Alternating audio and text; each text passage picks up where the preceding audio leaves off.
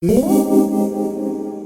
everyone, welcome back to Conquering Adulthood. My name is Courtney. I am here alone. Sarah is not with us this week. We are social distancing. I'm gonna take over for the week, and I thought I would talk about something so boring. Like, so boring. You don't wanna do it, I don't wanna do it, but somebody has to teach you, and I know that you don't wanna read it out of a book. So today I'm going to be showing you some tips on how to perfect your resume. These are just some tips that I've learned throughout the years that I've applied to mine that I want to pass along to you because you clicked on this video because you need help building your resume. And that's what we do here at Conquering Adulthood. We help you conquer the things in adulthood that maybe you didn't learn in school. That being said, now that you're here, please subscribe to our channel. Just click it right down there. You're not gonna miss it. It's in bright red. You're just gonna wanna click subscribe. And then you just wanna click the little bell button next to that. That way you know when all our videos are. So if you could just do that, that'd be great. I'll give you a second. Great, now let's get right into it. So building your resume it's not super hard, but there are little details that can always make it a little bit better. I have my resume right here in front of me. I'm gonna be putting the document right up here on the screen for you so you can see it right now. I'm just basically gonna go from top to bottom, and I'm just gonna give you tips on how to structure your resume, tips for what employers look for. We'll just go through, I'll break it down for you. I'll try to get through it as fast as possible because I know that you don't wanna do this. This is not like a fun hobby, but you're here for a reason, and I want to help you set yourself up for success. Okay, so starting with the very top, you have your basic contact information. You want to make sure that if your email address is, like my first email address was courtkitty4@aol.com, you kind of want to make sure that you're referencing an email address that looks professional, no swear words, no sexual phrases, whatever. You want to make sure you just have a clean email address. This is your first impression of the person that you're giving your resume to. So you want to make sure when you are handing them the piece of paper with the information on how they can reach you, they know they're not,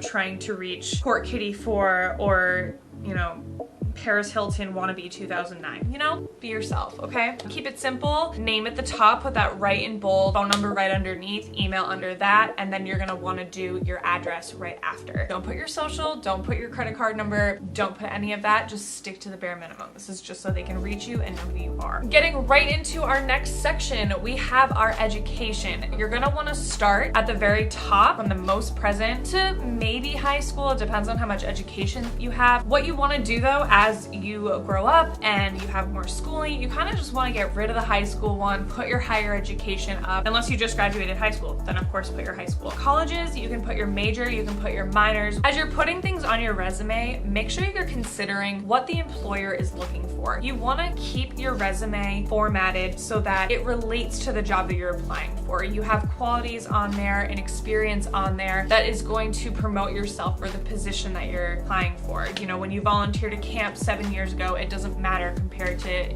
an internship or something like that. That's if you're not applying to be a camp counselor. If you're applying to be a camp counselor, then you want to put that you were a camp counselor. You know what I'm saying? After that, the way I have my resume formatted is I have work experience right under my education. Again, I start with the most present. You're going to want to put the place that you worked in bold. Underneath that, you're going to want to put the position that you worked in. Underneath your position, you'll want to put bullet points just explaining the roles in your job. While you're building this resume, you want to think about things in those previous jobs that would have prepared you for the job that you're applying for. Another thing to note, and this is just a small grammar adjustment if you don't have it on there already. If you're putting a job on a resume that you're working at presently, you're going to want to make the things that you do at that job in present tense. It just goes with the dates on the resume. You want to make sure that your grammar lines up. The jobs that you've already finished, those will be in past tense. It's just a little grammar thing that makes it look just a little bit cleaner. You paid a little bit more attention to detail. You can divide the next couple sections into a few different ways depending on the job that you're applying for, how many, accolades or awards you might have for something. I know some people underneath their work experience put, accomplishments, accolades, something like that. And then the last section that I have on my resume is leadership experience. Again, if you don't have room, if you just have so many awards that you're just like running out of room on the paper, maybe think of the ones that correlate the most with the position that you're going for and maybe scratch the other ones to make room for some leadership experience or vice versa. Maybe if you don't have too many awards and you have a ton of experience being a leader or a captain or a manager, something like that, maybe put that there instead. You want to come off as the most impressive version of yourself. So whatever makes you look good, slap that on. Again, you're gonna wanna put your headings in bold. You're gonna wanna put a few bullets underneath explaining just what your role was in that position. On the right side of those things, you are gonna wanna put the date, and you're gonna wanna go back again, maybe 4 or 5 years. I wouldn't go beyond that unless you have some sort of accomplishment that is just so great that you have to say it even though you were 6.